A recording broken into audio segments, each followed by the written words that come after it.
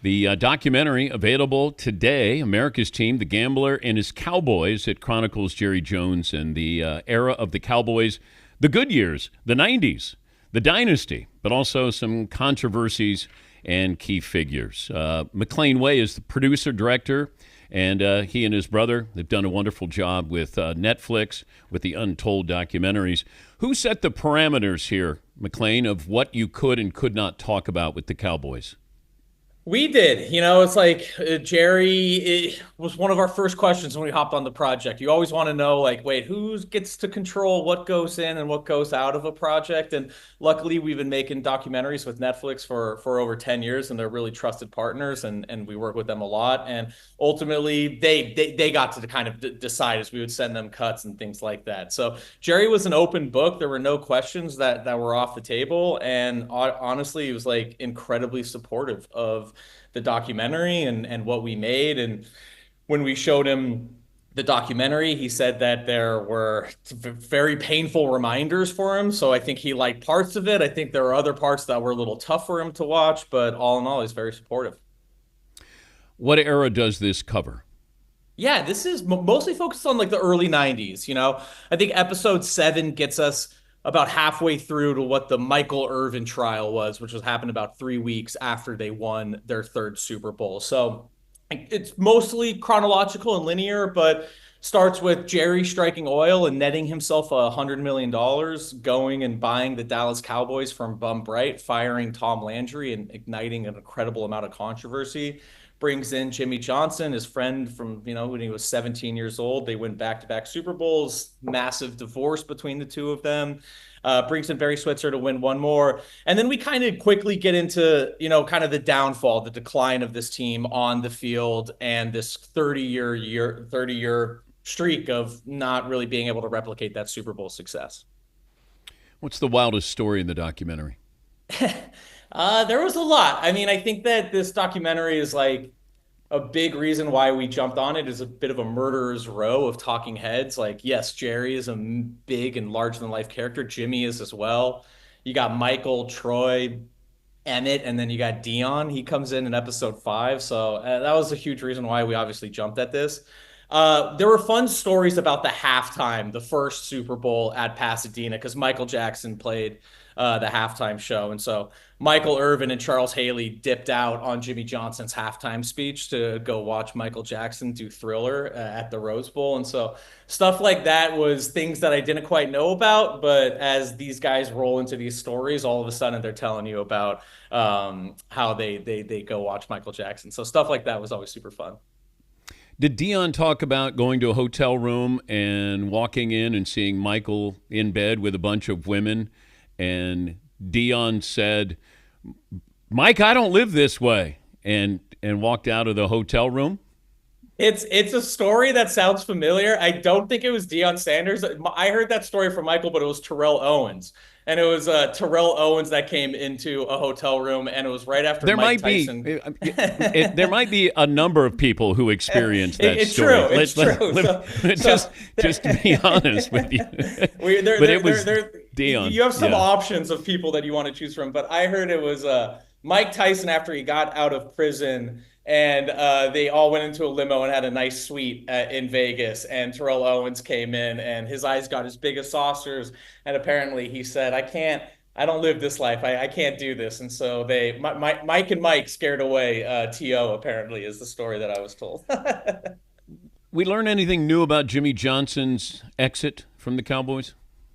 Yeah, I mean, I think that the access to both Jerry and Jimmy was fundamental and crucial to why we wanted to make this documentary series. And I know that they've spoken at length, almost separately, about their relationship. And then when they have gotten together to chat about it, it's maybe like a short segment that they did on Fox. But for us, our opportunity was we got to sit down with Jimmy for a full day, I think 7 hours of interviews, and we filmed with him a couple more days. And then Jerry, we interviewed for about 40 hours. So for us, the opportunity to go deep with these guys was really what drew us to it. And obviously, I know that it's been covered for years, and I think that there is an element of this is true, which is their egos got too big. They had a massive credit argument, and they tried to claim more credit than the other one felt. And I certainly think that that's a part of their story. But for us, we tried to go a little bit deeper. For Jerry, I felt that what ultimately I ended up kind of feeling as I made this documentary series was this was a guy who had a transformative experience in college. It was the best moment of his life. He won the 1964 national championship at the University of Arkansas. Years later, he nets himself $100 million, and he does what maybe I would do or my friends would do if they won $100 million overnight. They go and they buy the Dallas Cowboys. And I think he did that in an attempt to kind of recapture a really big, beautiful, transformative part of his life in college. And he hires a guy that he's known since he's 17 years old. But Jimmy's point is like, Jerry, you hired me to do a job, and I need to go out and convince these players day in, day out to go sacrifice their body and their health so that we can win Lombardi trophies. And every Sunday they need to go out and do that. But the locker room, practice, these are my areas. And when you come in, you can be a distraction in that endeavor. When you bring ESPN cameras into the draft room, things like that, I think ultimately started just really rubbing these guys the wrong way. So they kind of almost had different schools of thought, I would say. And listen, there's still some things that these guys are never going to agree on. If you get them in the same room and ask them who deserves credit for the Herschel Walker trade, you're never going to get the same answer. They're just that's how they feel, and that's how they're always going to feel. But I do think that they still have a lot of actual respect and admiration that's grown for each other. They've always had that to a certain degree, and I think that that's beautiful. It's okay to disagree with people forever and still get along. Jerry and Jimmy teach us that. Maclain Way, producer, director, co-director, executive producer of the new documentary on Netflix, America's Team, The Gambler and His Cowboys. I started to think about this with Jerry, and it's hard to tell a billionaire that they're wrong, and nobody's going to tell. Jerry's not going to listen to anybody. But I go back in his coaching tree, and it felt like there were only two coaches who didn't need Jerry. Yeah. Jerry, Brian Schottenheimer, Jason Garrett, Dave Campo, like these guys all needed this job. They needed Jerry. Bill Parcells did not need Jerry, and Jimmy Johnson did not. Does Jerry talk about who he's hired or why he's hired these coaches who, this is America's team? You would think you could get any coach that you wanted to coach these teams.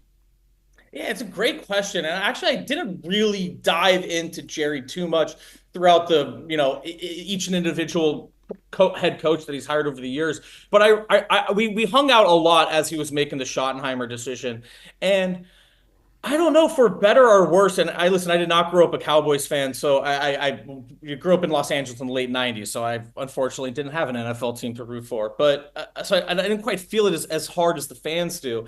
But Jerry, as he neared the Schottenheimer decision, talked about comfortability. That was like a big word that he used time and time again. He was comfortable with Schottenheimer, which did strike me as unique because this is a guy that has taken risk after risk after risk. And even with something like the Johnny Manziel story that he kind of tells about Steven being like, we're not going to draft Johnny Manziel, and Jerry being like, all right, we're not going to draft Johnny Manziel. But Jerry's retort is, that was a middle of the road decision. And I didn't build the Dallas Cowboys the way I did by making middle of the road decisions. You have to take risks because the reward is just, 10x what you can get. But Schottenheimer was a comfortable decision for Jerry, and I don't know if that's because he feels like he's very close to where he ultimately wants to get to a Super Bowl, and he doesn't want to change things up too much. But I was a little like, okay, interesting. We're not really making like a big, risky, splashy choice here. He's going to go with someone that he's comfortable with. There's a quote that's attributed to The Athletic, and it's the Cowboys' 2023 playoff loss to the Packers, where midway through the fourth quarter, it's 48-16.